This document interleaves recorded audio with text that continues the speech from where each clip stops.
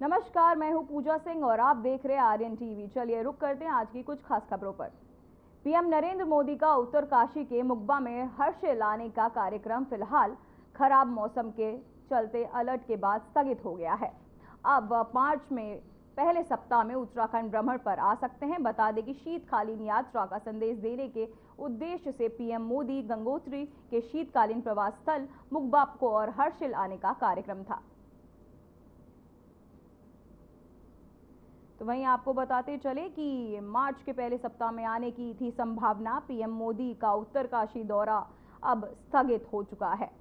मौसम के अलर्ट के कारण ये फैसला टला और अब मार्च के पहले सप्ताह में आने की संभावना थी, लेकिन अब पीएम मोदी का ये दौरा टल चुका है। उत्तरकाशी का ये दौरा था जहां पीएम मोदी आने वाले थे, लेकिन अलर्ट के चलते, मौसम अलर्ट के कारण लिया गया ये फैसला। तो वहीं एक बड़ी खबर सामने आ रही है। सीएम पुष्कर धामी पहुंचे कोटद्वार। सीएम ने शहीद मेले का किया शुभारंभ। चंद्रशेखर आजाद की प्रतिमा पर किया माल्यार्पण। सीएम धामी ने प्रतिमा पर की पुष्पांजलि अर्पित। तो वहीं आपको बताते चले कि सीएम धामी ने प्रतिमा पर की पुष्पांजलि अर्पित। सीएम धामी पहुंचे थे। आपको बताते चले कि सीएम पुष्कर सिंह धामी पहुंचे कोटद्वार और जहां सीएम धामी ने शहीद मेले का शुभारंभ किया। साथ ही चंद्रशेखर आजाद की प्रतिमा पर उन्होंने माल्यार्पण किया। सीएम धामी ने प्रतिमा पर पुष्पांजलि अर्पित की। सीएम धामी पहुंचे कोटद्वार और जहां वहां पहुंच मेले में उन्होंने उसका शुभारंभ किया। कोटद्वार पहुंच और उसके बाद शहीद भगत सिंह की मूर्ति पर उन्होंने माल्यार्पण किया तस्वीर पर। और आपको दिखाते चले कि सीएम पुष्कर सिंह धामी पहुंचे कोटद्वार, जहां वहां पहुंचकर उन्होंने मेले का शुभारंभ किया। शहीद मेले का शुभारंभ कर उन्होंने माल्यार्पण कर पुष्प अर्पित किया।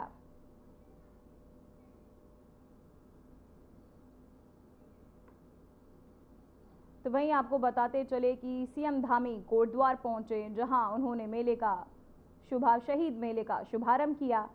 साथ ही आपको बताते चले कि सीएम और इस पर सीएम धामी क्या कुछ कह रहे हैं, चलिए आपको सुनवाते हैं।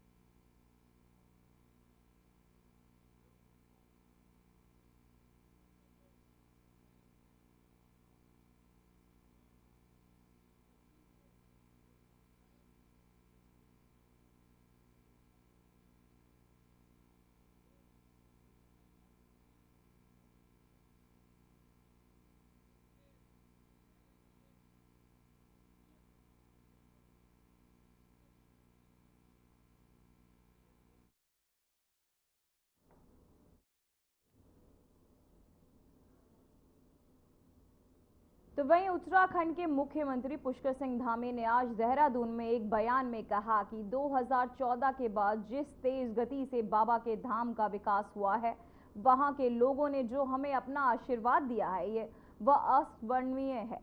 मुख्यमंत्री धामी ने इस दौरान केदारनाथ उपचुनाव का भी जिक्र किया और कहा कि इस उपचुनाव ने देश की राजनीति को एक नई दिशा दी है। सीएम धामी ने यह भी बताया कि राज्य सरकार ने केदारनाथ और अन्य धार्मिक स्थलों के विकास के लिए कई योजनाओं की शुरुआत की है और इन प्रयासों से क्षेत्र में विकास उल्लेखनीय सुधार आया है।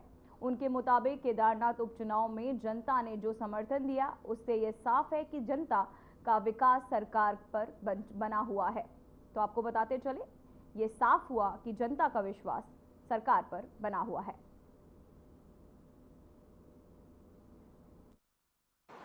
श्री केदारनाथ विधानसभा के लोगों के आशीर्वाद से उन्होंने जो भी हमने प्रयास किए थे, जो भी आदरणीय प्रधानमंत्री मोदी जी के प्रधानमंत्री बनने के बाद 2014 के बाद जिस तेज गति से बाबा के धाम का विकास हुआ, पूरी केदार घाटी का विकास हुआ, वहां के लोगों ने हमको अपना आशीर्वाद दिया और तमाम प्रकार के जो यक्ष प्रश्न, तमाम प्रकार की शंकाएं, लोगों को बांटने वाली जो राजनीति चल रही थी, उस राजनीति को उत्तराखंड के अंदर से पूरे देश के अंदर एक नई दिशा देने का काम केदारनाथ के उपचुनाव ने भी किया।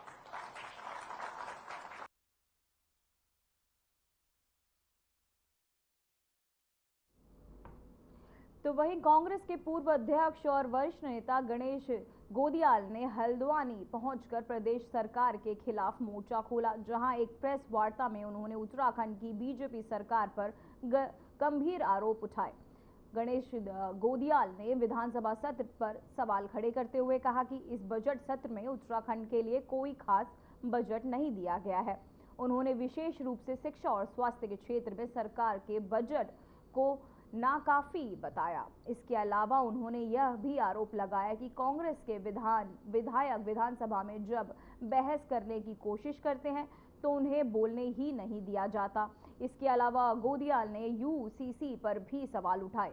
उन्होंने कहा कि बीजेपी केवल धर्म की राजनीति कर रही है और आरोप लगाया कि बीजेपी सरकार के तहत उत्तराखंड में डेमोग्राफी चेंज हो रहा है।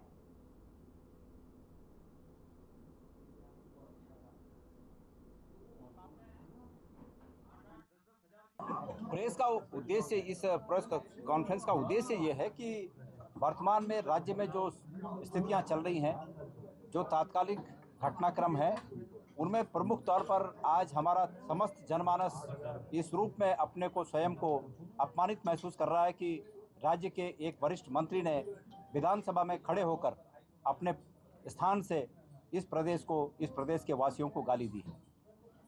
और सबसे बड़ी आपत्तिजनक बात उससे भी बड़ी ये है कि माननीय हमारे मुख्यमंत्री जी ने और विधानसभा के अध्यक्ष जी ने उस मंत्री का पुरजोर बचाव करने का काम किया।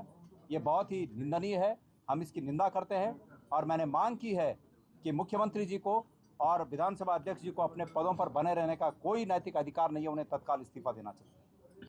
दूसरा, सरकार कह रही है कि हमने बहुत मजबूत भू कानून लेके आ गए हम, तो सरकार ये बताए कि 2018 में जिस भू कानून को उन्होंने इस समय रद्द किया, उस समय भी उनकी सरकार थी, उससे अब तक कितना नुकसान हो गया और उस नुकसान की भरपाई कौन करेगा। सरकार से, धामी जी से मैं पूछना चाहता हूं कि वर्तमान में वो जो भू कानून लाए, उसमें हरिद्वार और उधम सिंह नगर को छोड़कर क्यों, क्या उधम सिंह नगर और हरिद्वार इस प्रदेश में नहीं है? मैं पूछना चाहता हूँ। तमाम नगर निगम, नगर पंचायत और नगर पालिकाओं के एरिया को छोड़ दिया गया। इसके अलावा देहरादून के रायपुर और अन्य स्थान, कुछ ऐसे चिन्हित स्थान हैं जिनको इस कानून से मुक्ति मिल गई। ये कानून उन पर लागू नहीं होगा। क्या वो इस प्रदेश में नहीं है? क्या कारण है कि सरकार ने वो सब छोड़ दिया? मैं ये पूछना चाहता हूँ सरकार से कि इस भू कानून से कितने लोगों की जमीनें, कितने लोगों के गलत अर्जित की गई जमीनें सरकार में निहित हो गई, सरकार ये भी बताए। ये तमाम प्रश्न मैंने आज सरकार से किए हैं और सरकार को इनका जवाब देना चाहिए। कानूनी तो वहीं देहरादून विधानसभा सत्र के दौरान कैबिनेट मंत्री प्रेमचंद अग्रवाल के तहत पहाड़ी समाज के लिए विवादित बयान देने पर तल्ला सस्टल समाज समिति ने कड़ा विरोध जताया है।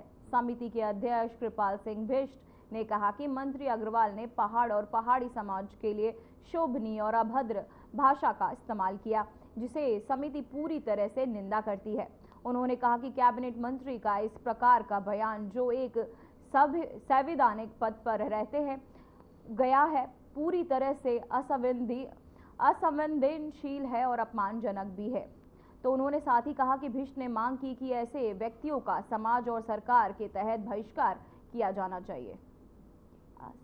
द्वारा पहाड़ के बारे में और पहाड़ियों के बारे में जो अशोभनीय भाषा बोली गई, जो अभद्र भाषा बोली गई, पहाड़ और पहाड़ियों के बारे में जो भी अशोभनीय टिप्पणी की गई, उसका तल्लासट समाज समिति विरोध करती है।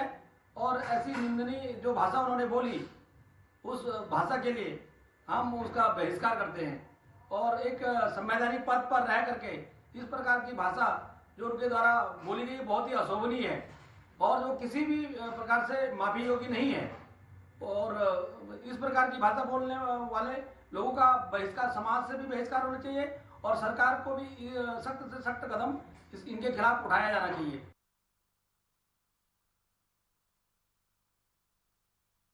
तो वहीं भारतीय मानक ब्यूरो BIS ने सरोवर होटल भूपतवाला में अहम सत्र का आयोजन किया, जिसमें एम्बुलेंस इंडस्ट्रियल से जुड़े, जहां एल्युमिनियम और इंडस्ट्रियल से जुड़े संशोधित मानकों और गुणवत्ता नियंत्रण आदेश को लेकर जागरूकता अभियान चलाया गया। इस कार्यक्रम का आयोजन देहरादून स्थित भारतीय मानक ब्यूरो के निदेशक सौरभ तिवारी और सिडकुल मैन्युफैक्चरिंग संगठन के अध्यक्ष हरेंद्र गर्ग ने दीप प्रज्वलित कर किया। आपको बताते कि भारतीय मानक ब्यूरो संयुक्त निर्देशक सचिन चौधरी ने प्रोटेक्शन के माध्यम से इस पर अहम जानकारी दी। तो आपको बताते चले, भारतीय मानक ब्यूरो लगातार कार्यक्रमों, सेमिनार के माध्यम से उपभोक्ताओं को जागरूक करने का काम कर रहा है।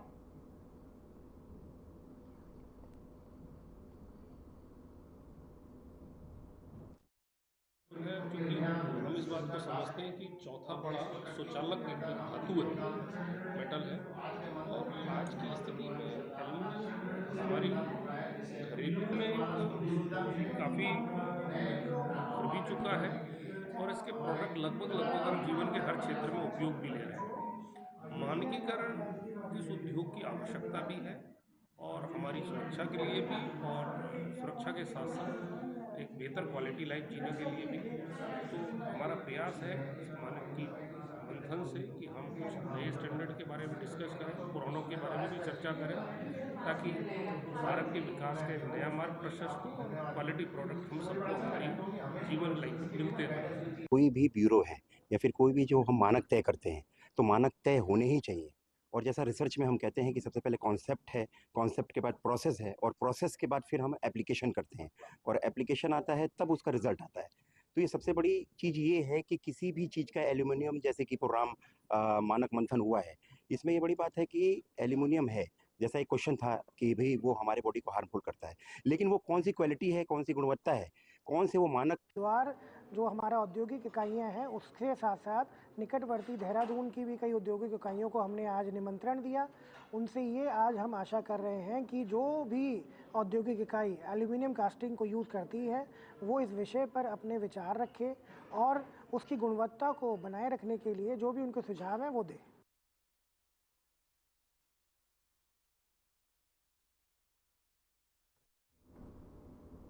अभी के लिए खबरों में बस इतना ही। मुझे दीजिए इजाजत। नमस्कार।